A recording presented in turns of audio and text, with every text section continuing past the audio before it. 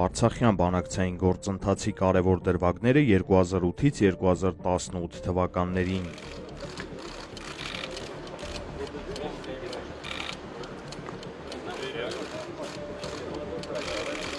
Սերժ Սարգսյանի նախագահության ժամանակահատվածում Արցախյան բանակցային գործընթացի շրջանակներում կայացել են նախագահների մասնակցությամբ 24 և արտգործնախարարների 6 տասնյակ հանդիպումներ։ ԵԱՀԿ Մինսկի խմբի համանախագահների հետ փոխգործակցության շնորհիվ ձևավորվել էր այն հիմքը, որն ամրագրում էր Լեռնային Ղարաբաղի հակամարտության կարգավորման համապարփակ մոտեցումը։ Այսպես, 2008 թվական հունիսի 6 Սանկտ Պետերբուրգում տեղի է ունենում Հայաստանի և Ադրբեջանի նախագահներ Սերժ Սարգսյանի և Իլհամ Ալիևի առաջին հանդիպումը Ռուսաստանի Դաշնության նախաձեռնությամբ։ 2008 թվական նոյեմբերի 2 Մայնդորֆյան հռչակագրի ստորագրում։ Ռուսաստանի նախագահի նախաձեռնությամբ Սերժ Սարգսյանն ու Իլհամ Ալիևը Մոսկվայում եռակողմ հռչակագիր են ստորագրում Ղարաբաղյան հիմնախնդրի կարգավորման վերաբերյալ, որով պատրաստակամություն են հայտնում շարունակել բանակցությունները մադրիդյան սկզբունքների հիման վրա։ 2008 թվական դեկտեմբերի 4 ԵԱՀԿ արտգործնախարարների խորհուրդը Հելսինկիում ողջունում է Մայնդորֆյան հռչակագիրը։ 2009 թվական հուլիսի 10 Լակվիլիայի հայտարարության ընդունում։ Իտալիայի Լակվիլիա քաղաքում Ռուսաստանը, Ֆրանսիան և Ամերիկայի Միացյալ Նահանգները նախագահների մակարդակով համատեղ հայտարարություն են տարածում գաղտնազերծելով կարգավորման հիմնարար սկզբունքների հիմնադրույթները, որոնց համաձայն ի թիվս այլոց երաշխավորվում էր Արցախի միջանկյալ կարգավիճակը, Լաչինի միջանցքը, Լեռնային Ղարաբաղի վերջնական իրավական կարգավիճակի հետագա որոշումը իրավականորեն պարտավորեցնող կամ արտահայտության միջոցով։ 2009 թվական դեկտեմբերի 1 Աթենքում ԵԱՀԿ արտգործնախարարների խորհրդի նիստի շրջանակում կազմակերպության անդամ երկրների արտգործնախարարների կողմից ընդունվում է հայտարարություն։ Առաջին անգամ Ադրբեջանի մասնակցությամբ հաստատվում են 3 հիմնարար սկզբունքները, որոնց իրենց աջակցությունն են հայտնում ԵԱՀԿ անդամ բոլոր 56 երկրները։ 2010 թվական հուլիսի 26 մեծ ութնյակի շրջանակներում համանախագահների հայտարարության ընդունում։ Մինսկի խմբի եռանախագահներ ԱՄՆ-ի, Ֆրանսիայի և Ռուսաստանի առաջնորդները Լեռնային Ղարաբաղի հարցով համատեղ հայտարարություն են ընդունում Կանադայում մեծ ութնյակի գագաթնաժողովում, որով վերահաստատում են իրենց կոչը Լակվիլիայի հայտարարության հիման վրա հիմնախնդիրը կարգավորելու մասին։ 2010 թվական հուլիսի 17 Ալմաթիում ընդունվում է ԵԱՀԿ Մինսկի խմբի համանախագահող երկրների պատվիրակությունների ղեկավարների և Հայաստանի ու Ադրբեջանի արտաքին գործերի նախարարների համատեղ հայտարարություն, որտեղ ընդգծվում է, որ որպես հիմք ընդունված Լեռնային Ղարաբաղի հիմնախնդրի կարգավորման հիմնարար սկզբունքները և տարրերը կազմում են մեկ ամբողջություն, և ցանկացած փորձ այդ տարրերից որևէ մեկը գերակա համարելու մյուսների նկատմամբ անհնարին կդարձնի հավասարակշռված լուծման հասնելու հնարավորությունը։ 2010 թվական դեկտեմբերի 1 Աստանայում ԵԱՀԿ գագաթնաժողովում Մինսկի խմբի համանախագահ երկրների պատվիրակությունների ղեկավարների և Հայաստանի ու Ադրբեջանի նախագահների կողմից ընդունվում է հնգակողմ հայտարարություն, որտեղ վերահաստատվում է հիմնախնդրի կարգավորման հանձնառությունը միջազգային իրավունքի սկզբունքների և նորմերի,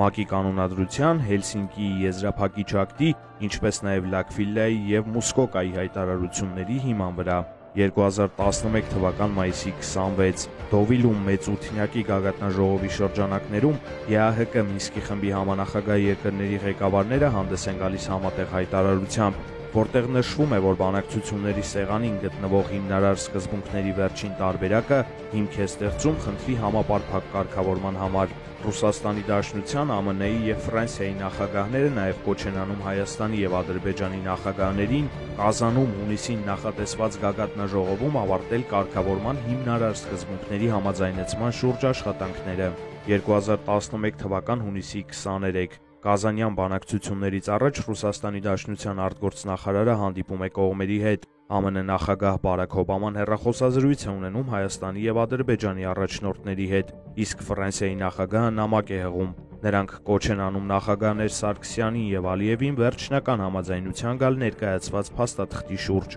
2011 թվական հունիսի 24 Կազանում Ռուսաստանի Դաշնության նախագահ Դմիտրի Մեդվեդևի նախաձեռնությամբ կայացած եռակողմ հանդիպման արդյունքում Ալիևը հրաժարվում է ստորագրել փաստաթուղթը, առաջարկելով տեքստում մտցնել մեկ տասնյակից ավելի նոր փոփոխություններ։ 2012 թվական հունվարի 23 Սոչիում կայանում է Մեդվեդև-Սարգսյան-Ալիև հանդիպումը, որտեղ կողմերը հայտարարությամբ պայմանավորվում են արագացնել հիմնարար սկզբունքների շուրջ համաձայնության ձեռքբերումը եւ հանձնարարում շարունակել աշխատանքը հրադադարի գծի երկայնքով հետաքննությունների անցկացման մեխանիզմի ստեղծման ուղղությամբ։ 2012 թվական հունիսի 19 Մեքսիկայի Լոս Կաբոս քաղաքում Ռուսաստանի, ԱՄՆ-ի եւ Ֆրանսիայի նախագահները մեծ 20-յակի գագաթնաժողովի շրջանակներում հանդես են գալիս համատեղ հայտարարությամբ, որտեղ կոչ են անում Հայաստանի եւ Ադրբեջանի նախագահներին արագացնել Լեռնային Ղարաբաղի հակամարտության լուծման ուղղված հիմնական սկզբունքների շուրջ համաձայնության ձեռքբերումը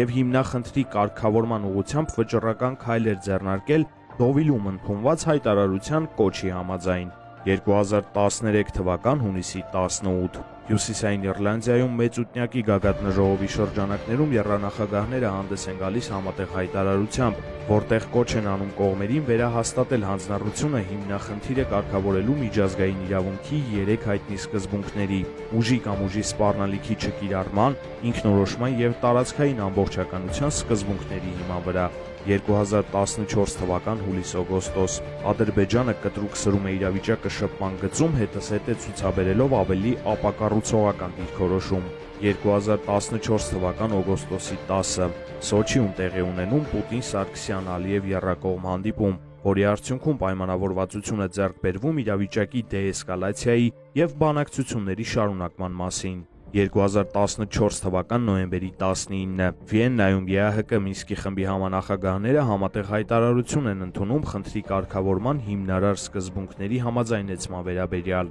2015 թվական հունվարի 27 Սահմանին լարվածության ֆոնին Մինսկի խմբի համանախագահները հասցեական հայտարարություն են տարածում, ակնարկելով, որ Բաքուն է պատասխանատու հրադադարի խախտման վերջին դեպքերի համար։ Կոչ են անում Ադրբեջանին կատարել հիմնախնդրի խաղաղ կարգավորման վերաբերյալ իր հանձնառությունները, ասվում է հայտարարության մեջ։ 2015 թվական դեկտեմբերի 19 Շվեյցարիայի մայրաքաղաք Բեռնում ԵԱՀԿ Մինսկի խմբի համանախագահների միջնորդությամբ կայանում են Հայաստանի եւ Ադրբեջանի նախագահների բանակցությունները, որտեղ քննարկվում են հակամարտության գոտում լարվածության նվազեցման ուղղված քայլերը եւ հիմնախնդրի կարգավորման առաջ մղման հնարավորությունները։ 2016 թվական ապրիլի 2 Ադրբեջանը լայնածավալ ռազմական գործողություններ է սկսում Լեռնային Ղարաբաղի Հանրապետության եւ Ադրբեջանի զինված ուժերի շփման գծի ողջ երկայնքով։ Հայկական բանակին հաջողվում է ձախողել ադրբեջանական ծրագիրը, ագրեսոր հակառակորդին հասցնելով մարդկային եւ նյութատեխնիկական հսկայական վնասներ։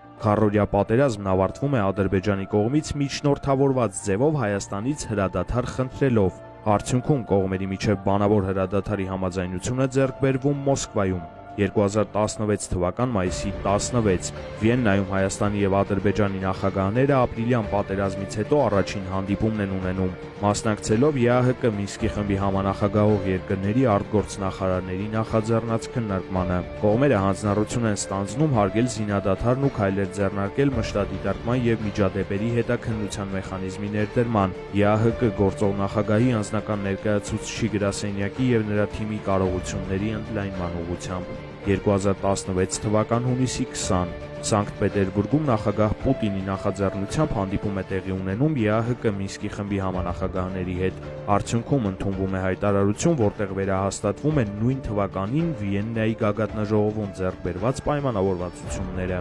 2016 թվական հոկտեմբերի 7 Նախագահ Ալիևը Բաքվում կառավարության նիստում հայտարարում է, որ փակ դռների հետևում միջազգային միջնորդները իրենց ստիպում են ճանաչել Լեռնային Ղարաբաղի անկախությունը։ 2017 թվական մայիսի 18 ԵԱՀԿ Մինսկի խմբի համանախագահները հասցեական հայտարարություն են տարածում, հստակ արձանագրելով, որ շփման գծում զինադադարի խախտմամբ լարվածության աճը սկսվել է Ադրբեջանի մեղքով։ 2017 թվական հոկտեմբերի 16 ԵԱՀԿ Մինսկի խմբի համանախագահների նախաձեռնությամբ Ժնևում տեղի է ունենում Սերժ Սարգսյան-Իլհամ Ալիև վերջին հանդիպումը, որտեղ կողմերը պայմանավորվում են շարունակել բանակցությունները եւ միջոցներ ձեռնարկել շփման գծում լարվածությունը թուլացնելու ուղղությամբ։ 2017 թվական դեկտեմբերի 7 Վիեննայում ԵԱՀԿ արտգործնախարարների խորհրդի շրջանակներում հայտարարություն է ընդունվում, որով կոչ է արվում իրականացնել Վիեննայում եւ Սանկտ Պետերբուրգում ձեռք բերված պայմանավորվածությունները։ 2018 թվական հունվարի 18 Կրակովում ԵԱՀԿ Մինսկի խմբի համանախագահների նախաձեռնությամբ տեղի ունենում Հայաստանի եւ Ադրբեջանի արտգործնախարարների վերջին հանդիպումը, որի ընթացքում սկզբունքային համաձայնություն է ձեռք բերվում տարածաշրջանում ԵԱՀԿ գործող նախագահի անձնական ներկայացուցիչի գրասենյակի եւ նրա թիմի կարողությունների ավելացման վերաբերյալ։ Եռանախագահները կոչ են անում իրականացնել Վիեննայում եւ Սանկտ Պետերբուրգում ձեռք բերված պայմանավորվածություններն ու վերահաստատել իրենց հանձնառությունը բանակցությունները շարունակել հայտնի 3 սկզբունքների հիման վրա։